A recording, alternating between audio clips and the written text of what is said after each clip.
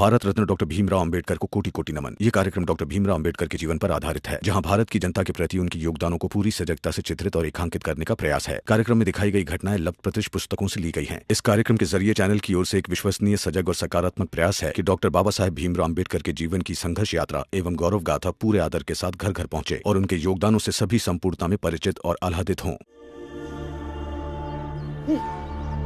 अरे मैं तो कहता हूँ उस भीमराव की जाति के लोगों को कोई जहर वहर खिला दे, मर जाए सबके सब एक ही बारी में। कोई हम पे शक भी नहीं करेगा, कह देंगे प्लेग में मर गए। अरे वही तो, दामाद के मरने के बाद भी राम जी के होश ठिकाने नहीं आए हैं। उसके बच्चों में से जब एक दो मरेंगे ना, तब उसे समझ में आएगी।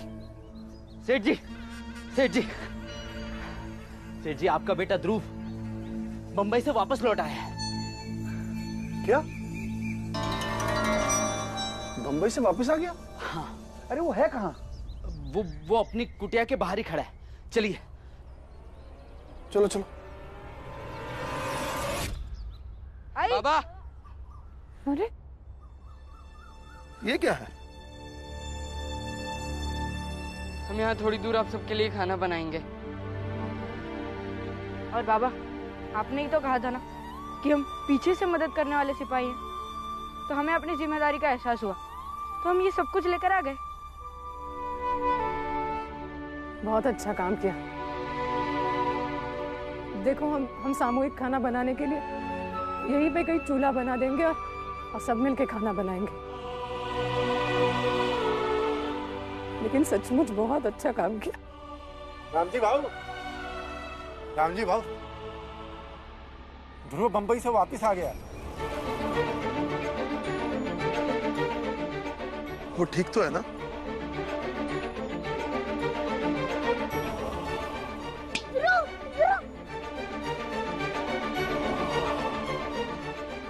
चलिए देख के आते हैं।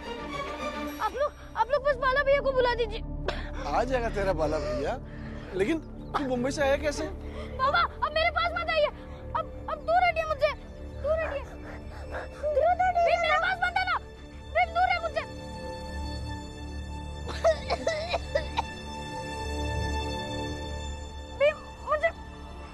मुझे प्लेग हुआ है।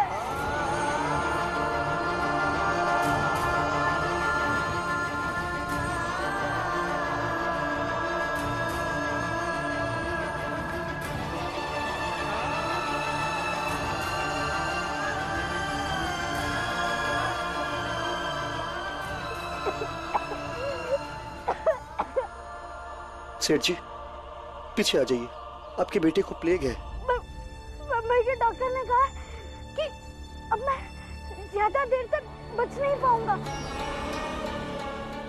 इसलिए मैंने सोचा कि जब मरना ही है तो यहाँ अपने गांव आके मरूं, उन लोगों के बीच मरूं जिन लोगों ने जीते जी मेरा दाह संस्कार कर दिया, और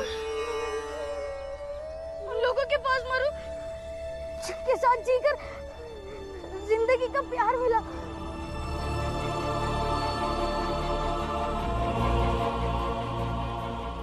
ध्रुव, अस्पताल चल, सब कुछ ठीक हो जाएगा। नहीं, मेरे पास मत आना। बम्बई से यहाँ तक आ गया, यही बहुत है। बस आप लोग बाला भैया को बुला दीजिए। मैं एक बार माफी मांग लूंगा। ध्रुव, बेमतलब की बातें मत करो। चलो अस्पताल, सब कुछ ठीक हो जाएगा। चलो।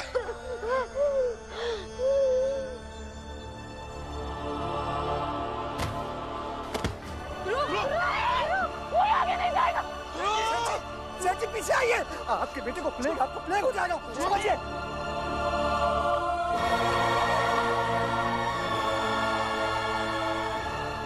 ये इसके पापों का प्रायश्चित है। सेठ जी, इसकी आत्मा की शांति के लिए आप सब कुछ कर चुके हैं। अरे इसके पाप आप तो लग जाएंगे सेठ जी, और आपको भी प्लेग हो जाएगा। होने दो, मैं उसको अकेला छोड़ के नहीं जा सकता। छोड़ दो। ये ऊपर वाले का दिया हुआ दंड है सेठ जी। जो आपके बेटे को मिला है उसको तो सहना ही था। आप मत भूलिए, आप किस समाज से हैं।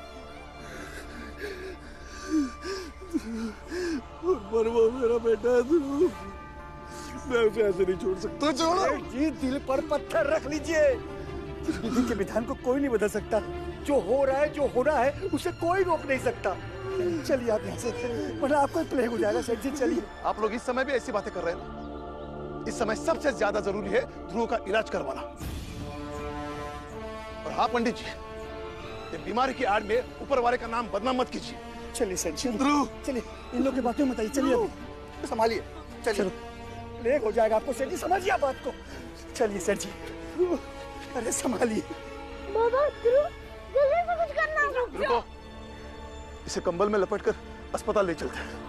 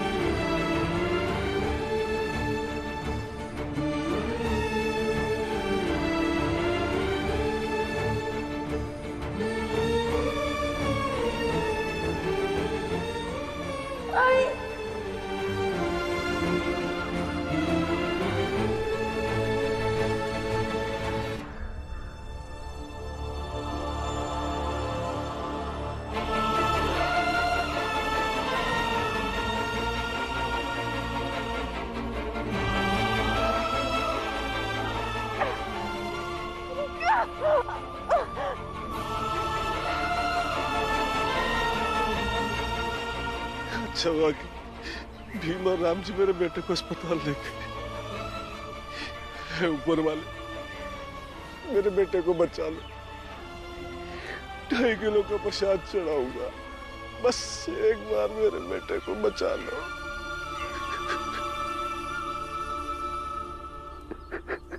बड़े ही स्वार्थी आदमी हो सेठ जी आप। अपनी ही जात के लोगों को अस्पताल जाने से आप रोकते रहे, और जब भीमराव ने उन्हें समझाने की कोशिश की तो आपने उसी के पीछे प्लेग से बीमार आदमी दौड़ा दिया। और आज जब आपका बेटा अस्पताल जा रहा था तब नहीं रोके। आपकी आंखों में देखकर लगता है सेठ जी कि आज आपको इस बात का संतोष है कि आज आपका बेटा अस्पताल जा रहा है, इसीलिए वो शायद बच जाएगा। कुलकर्णी, ये मेरा निजी मामला है। ध्रुव मेरा बेटा है, वो बात अलग है। भीमराव और राम जी ने मिलकर मेरे बेटे को बरगला के अपनी तरफ कर लिया, लेकिन मैं ये भी नहीं भूल सकता हूं कि मैं किस समाज में रहता हूं। इसके विरुद्ध जाकर मैं अपना धर्म भ्रष्ट नहीं कर सकता। मैं सब समझता हूं सेठ जी, और यूं समझ लीजिए कि आपसे भी ज्यादा अच्छी तरह से समझता हूं, क्योंकि मैं भी तो इसी जाति से संबंध रखता हूं। मैं समझता हूं कि हम लोग कितने कूटनीतिज्ञ हैं, जो अपने फायदे के हिसाब से चीजों को समझाते हैं, ताकि चित भी अपनी रहे और पट भी। खैर छोड़िए ये सब।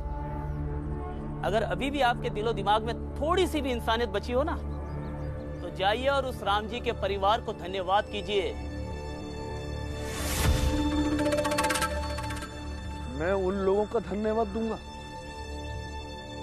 अगर वो लोग ना होते ना, आज मेरा बेटा ध्रुव मेरे पास होता। सबके सब गुनहगार हैं मेरे, किसी को माफ नहीं करूंगा मैं, किसी को नहीं। और तू कहता है मैं उनका धन्यवाद दूं? देख कुलकर्णी, तुझे कई बार समझाया है, मेरे से बेकार की बातें करने मत आया कर, समझा ना?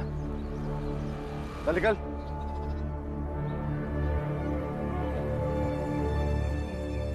एक ये है जो धन्यवाद करने में भी अपनी हीनता महसूस करते हैं, और एक वो राम जी का परिवार है जो प्लेग जैसी बीमारी में भी इनके बेटे को टांग कर अस्पताल ले गए। जल्दी जल्दी चलो। डॉक्टर साहब, डॉक्टर साहब, डॉक्टर साहब, रख दो आराम से। नहीं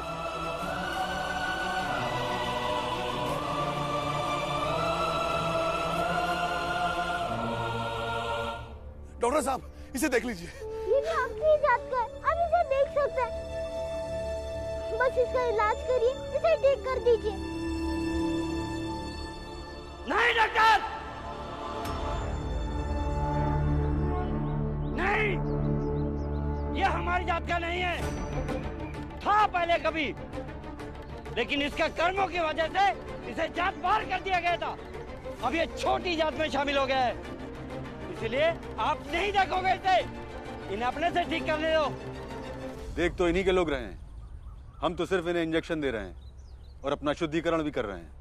ए हटो, हट हट हट हट। देखो डॉक्टर, अभी तक जो हुआ सो हुआ, लेकिन अब नहीं करोगे, समझे?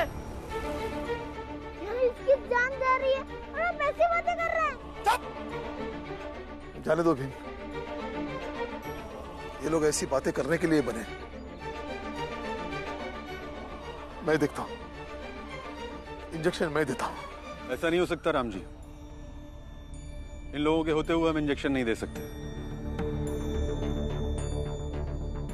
मैं तुम्हें इसकी दवा देता हूँ, वो तुम इसे खिला दो, बच गया तो इसकी किस्मत है। जाइए, जल्दी जाइए। पुरंजन, खटिया का बंदोबस्त कर। हाँ।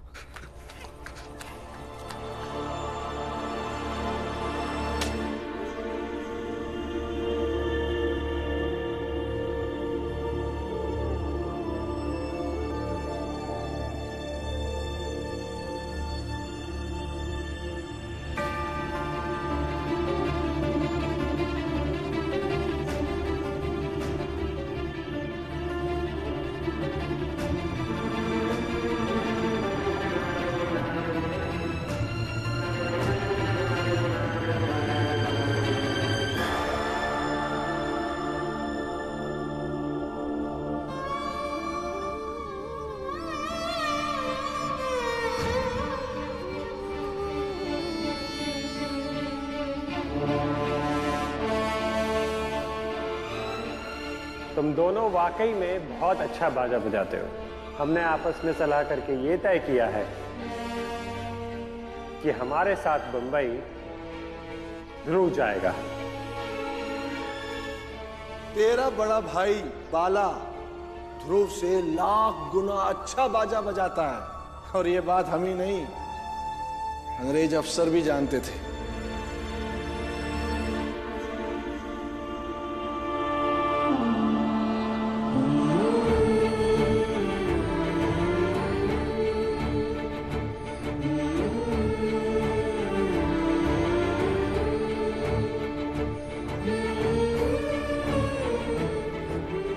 बेटा पकड़, आगे आगे। भीमा भाई थोड़ा पानी लेना।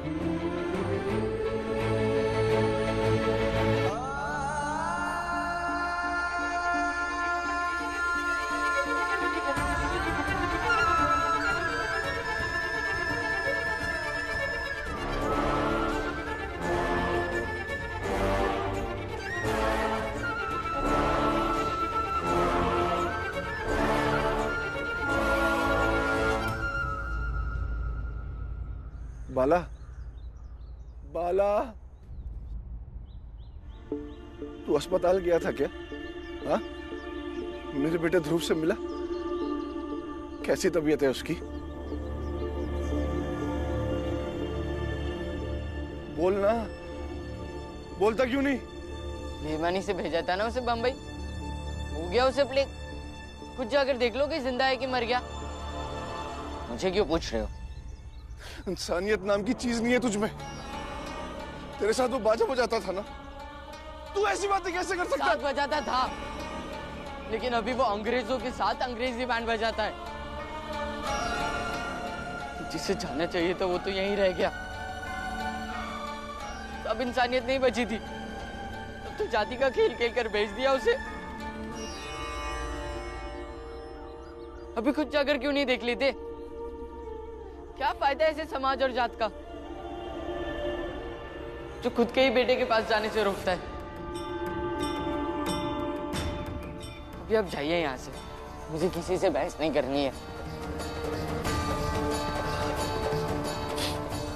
जाइए।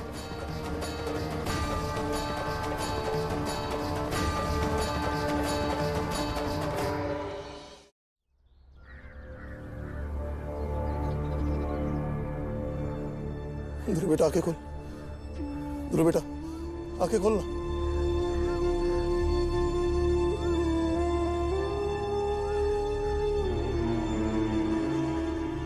बाबा क्या हुआ ध्रुव को?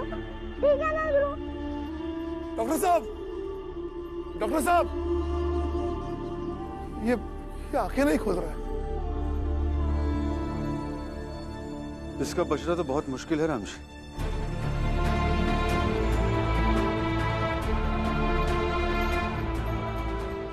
डॉक्टर साहब, अब तो डॉक्टर है, जल्दी से कुछ कीजिए। नहीं डॉक्टर,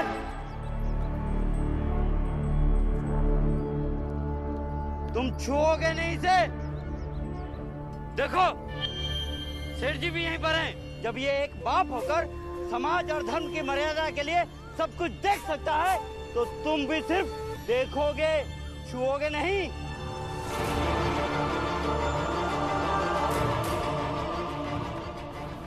डॉक्टर साहब,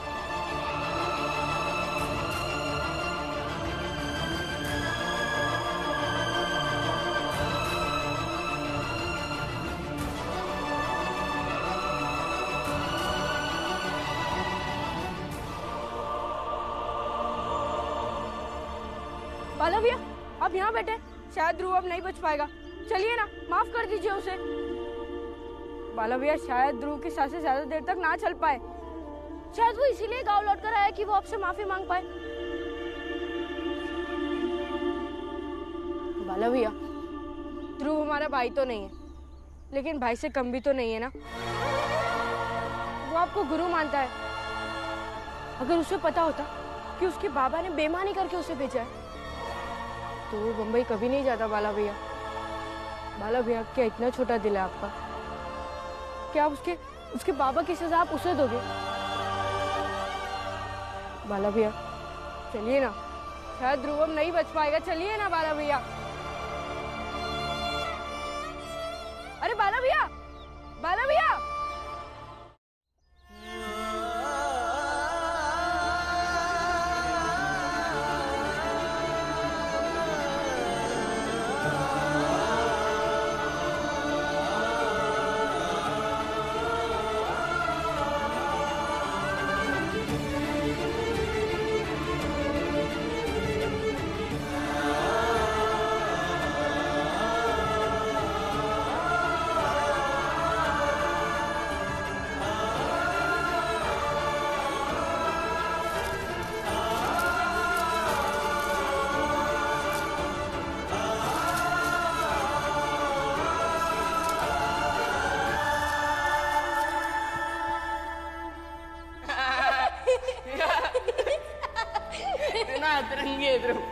मेरी जिंदगी सबसे अलग है। हाँ, मेरे साथ साथ ना अजीब अजीब चीजें ही होती रहती है। ये पेड़ देख रहे हो? हाँ, इसमें क्या है? मेरे प्राण। पता है बाला भैया, मैं जब छोटा था तब ना मेरी तबीयत कम खराब होती थी, लेकिन जब होती थी तो भयानक वाली होती थी। अक्सर वैद्य जी भी उम्मीद छोड़ देते थे, लेकिन मेरी आई ना इस खास पेड़ के कड़वे पत्ते को और हल्दी को पीसकर मेरे छाती पे लगाती थी। उससे मैं बिल्कुल ठीक हो जाता था। तो फिर तुम्हारी आई क्या कहती थी? मेरी आई कहती थी कि मेरा दिल ना मीठा और कमजोर है, शायद ये कड़वे पत्ते मेरे मीठे दिल को थोड़ा कड़वा बना देते होंगे और हल्दी मेरे कमजोर दिल को मजबूत। लेकिन अब मुझे ऐसा लगता है कि वो मेरी आई की प्यार वाली औषधि ही थी जिससे मैं ठीक हो जाता था। हो सकता है हर आई की अपने बच्चे के लिए अलग औषधि रहती है, जैसे मेरी आई मुझे अदरक खिलाती है।